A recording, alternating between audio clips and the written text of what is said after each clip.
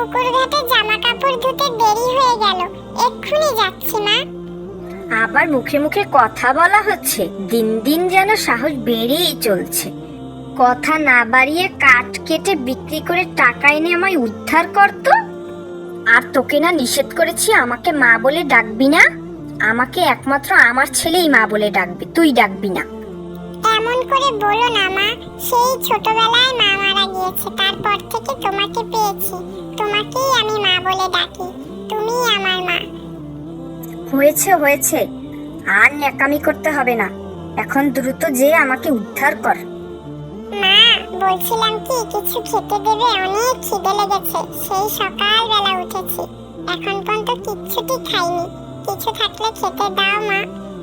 আরে না না, এখন কিসের খাবার, আগে জঙ্গল থেকে বাড়ি আয়, তারপর খেতে দেব।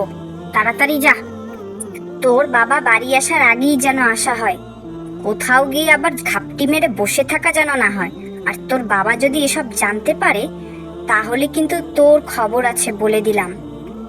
না না মা, আমি বাবাকে কিচ্ছু বলবো না, তুমি আমাকে কিছু বলো না মা, আমি বাবাকে কিচ্ছু বলবো না, আমি এখন যাই মা, আমি তাড়াতাড়ি ফিরে আসবো।